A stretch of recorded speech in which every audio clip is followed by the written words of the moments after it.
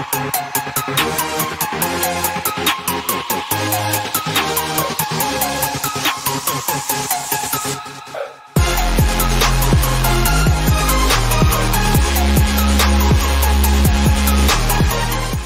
platforms. Good morning. My name is Dustin Jones. You are listening to the PT on Ice Daily Show, brought to you by the Institute of Clinical Excellence. What's up, y'all? Everyone's rolling in here. Solid crowd today. What's up, y'all? Good morning. So today is Wednesday. That means it's Jerry on Ice. That's when either myself, Christina Previtt, or Alex Germano speak about all things older adults. What's up, Lindsay Huey? How we doing? Lindsay, it's been an awesome weekend with her and her crew out in Bear, Delaware. Delaware, y'all been sleeping on Delaware. That is such a lovely place to be. Really enjoyed my time out there. Thank you, Lindsay, for having us out for Modern Management of the Older Adult Live. Taught that with Alex Germano.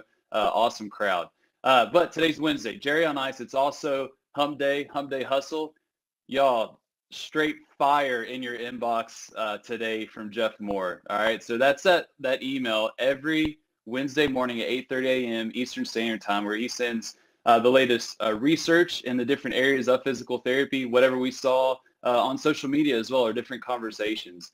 Very succinct, it's a great resource that you're getting every week. If you don't get that, sign up at ptonice.com, and then there's a HDH or Hump Day Hustle tab that you can get that email.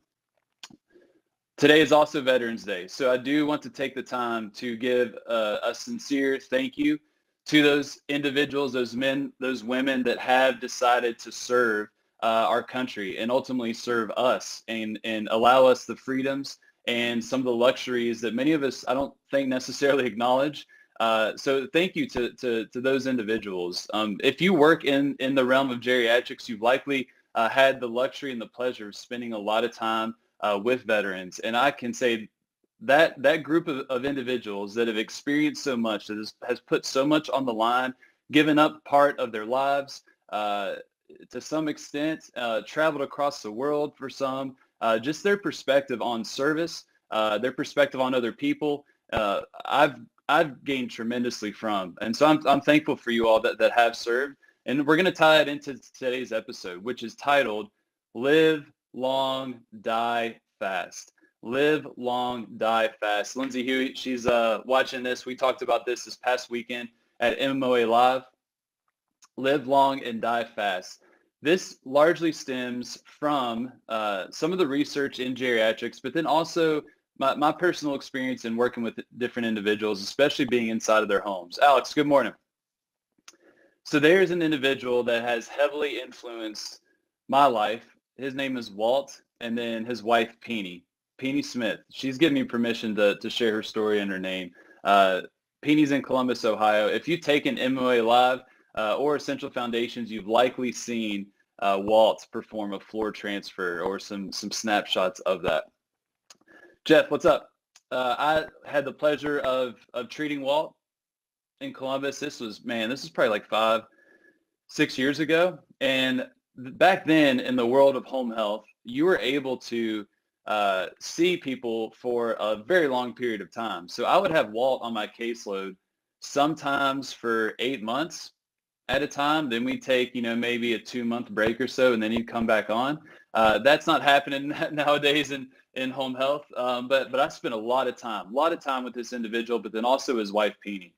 At the time, Walt had a pretty advanced Alzheimer's.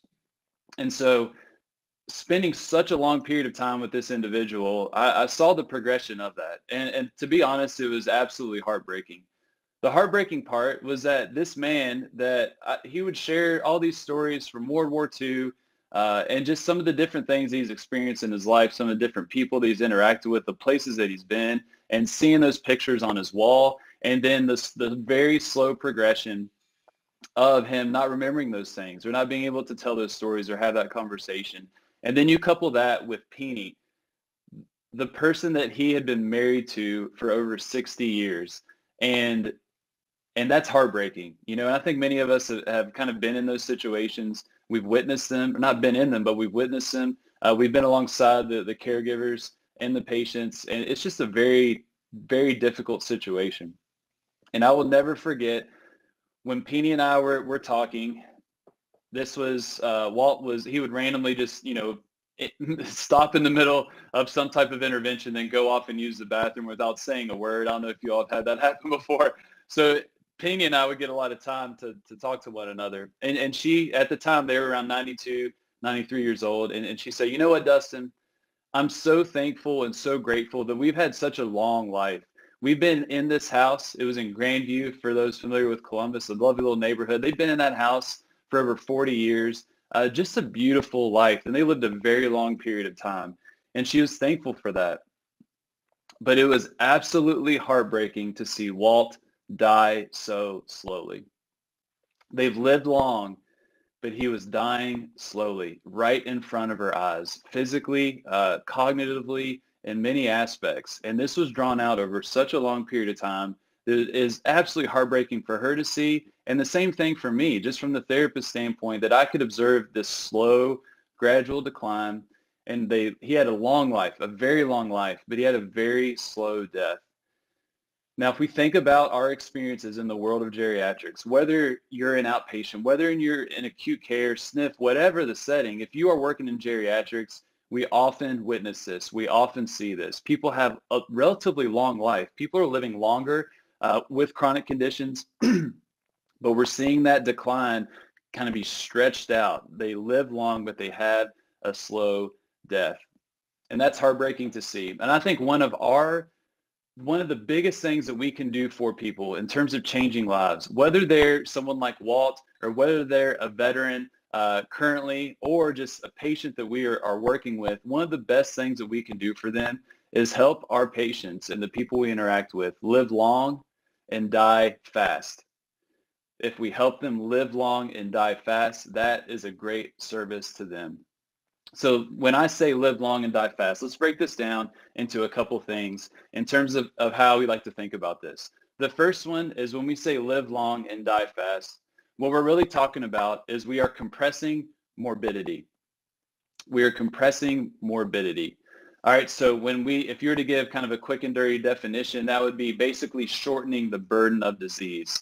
There is a very big difference between someone getting diagnosed with type 2 diabetes at the age of 28 or getting diagnosed with type 2 diabetes at the age of 78. The duration of the burden of that disease is very different. It's much shorter in the older adult, and therefore they're going to have a much shorter experience and all the things that come with that as a result. Compression of morbidity. We want to compress morbidity. It's cheaper. The burden of that disease financially is typically cheaper. It's a lot easier on the patient. I mean, just think of some of the implications of these chronic diseases just beyond the health standpoint. Think of the logistics standpoint. Think of all the doctor's visits, all the medication management, all the worrying. What if I don't do this, is this going to happen? All of that over decades and decades can really wear someone down. But if we shorten or compress the morbidity, the burden of a particular disease and chronic disease in particular, we can really improve the quality of life for someone. The second part, so compression of morbidity is the first. The second one is the compression of disability. The compression of disability. Sometimes they're kind of synonymous, but if we can work with individuals to compress the period of disability that they may experience towards the end of their life, that is a huge win in terms of improving their quality of life and us doing a service to them. Just think of someone in their 20s, 30s, 40s, whatever, that does have some type of disability or requires assistance with different ADLs or IADLs. The burden of that over such a long period of time, if that continues, is absolutely heartbreaking and a big financial burden on our healthcare system as well. But if we can make people resilient and strong to where that disability is compressed, maybe towards later in their life, we have just done someone a huge service. So compression of morbidity, compression of disability. We want to do whatever we can for individuals to shorten those periods of time. How can we do that? How can we do that? And if we look at the literature at how we can impact the duration of morbidity, if we look at the literature in terms of how we can impact the duration of disability, by and far, what we see is this. If you're watching on Facebook and Instagram, I've got a lovely mask that says play offense. If you're listening on the podcast, watch the video. My friends, we need to play offense. We need to play offense with our health. Now, here's the thing. Jeff Moore's been preaching this since the beginning of COVID-19, honestly, and I'm very thankful for him and really pushing that message. But I don't want us to just think this is a COVID-19 thing, because it is not, especially when we look at some of the literature that's being shared in that Hump Day Hustle email. This goes way beyond any pandemic, any bit of COVID-19. This is a human issue. We want to play offense with our health. Now, here is why I feel like this is such a big phrase that I think holds a lot of weight that we really want to emphasize. If you really think about the term offense, what does it mean? When I hear offense, I think of someone taking initiative to take proactive steps to achieve a desired goal. So if you think about if you play basketball or football, for example, offense, you're doing everything you can to get to the end zone or get the basketball in the hoop, for example. You're taking that proactive step forward to achieve your desired goal. And for us and for the many people that we work with, it's going to be to live long and die fast. They want to live long and die fast. We want to be offensive about that. To be offensive, to go on offense, you have to believe you can do something. You have to have the belief and the self-efficacy that your actions are going to result in the particular outcome that you hope for. Let me say it again. If you are going to play offense, you have to believe that your actions are going to have some type of fruit, that you're going to be able to achieve that goal. And so many of the people that we work with do not have that perspective. They do not grasp the impact of taking their meds, if you will, or exercise or healthy lifestyle behaviors of getting enough sleep, having a healthy, diet, or, taking proper nutrition, achieving adequate intensity, but then also volume of activity. They don't grasp the tangible impacts of that in their quality of life. And I'll go even further in my world, where I am in Kentucky, and then I grew up in West Virginia. Many individuals, it can have kind of a fatalistic mindset to where you perceive that diabetes, stroke, all these chronic conditions are just a way of life. There's nothing you can do about it. It's not if, it's when. And there's lots of parts of this country that still perceive that. So when I see play offense, when I see Jeff kind of preaching this, I freaking love it. But to me, I think self-efficacy.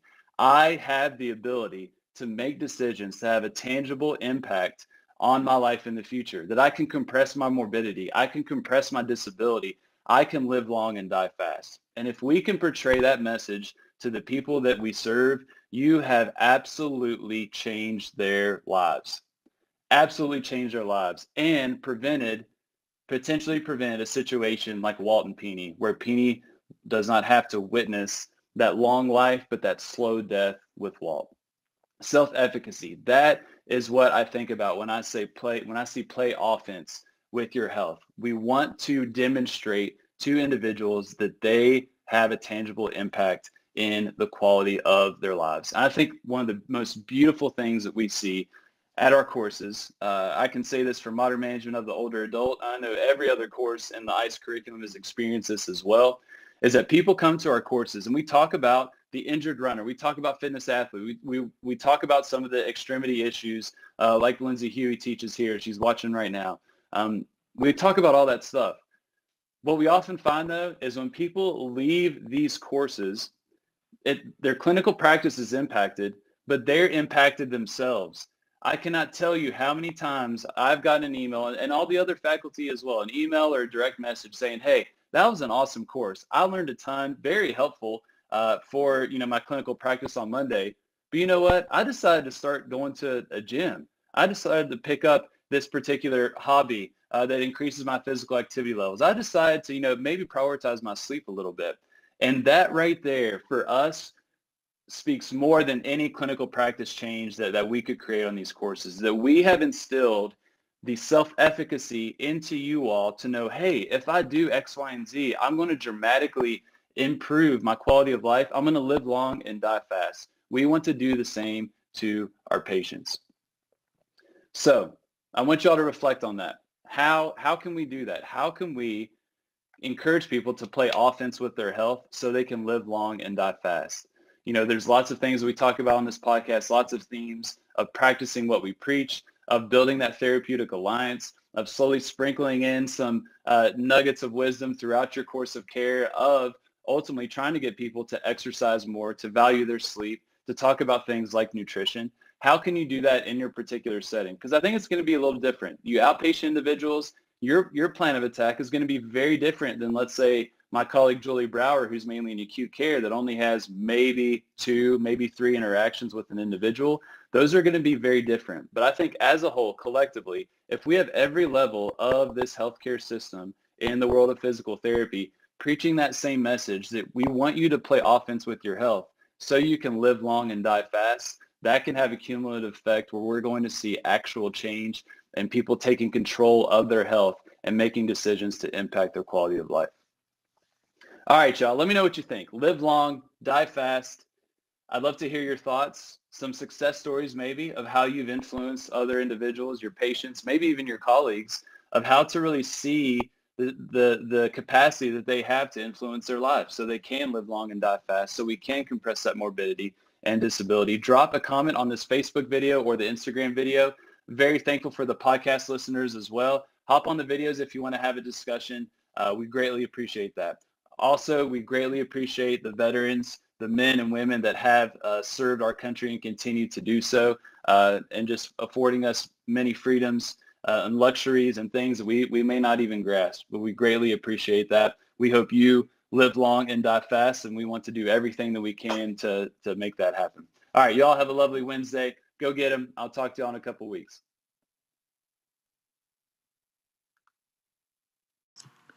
Hey, thanks for tuning in to the PT on Ice Daily Show. If you enjoyed this content, head on over to iTunes and leave us a review. And be sure to check us out on Facebook and Instagram at the Institute of Clinical Excellence. If you're interested in getting plugged into more ICE content on a weekly basis while earning CEUs from home, check out our virtual ICE online mentorship program at ptonice.com. While you're there, sign up for our Hump Day Hustling newsletter for a free email every Wednesday morning with our top 5 research articles and social media posts that we think are worth reading. Head over to ptonice.com and scroll to the bottom of the page to sign up.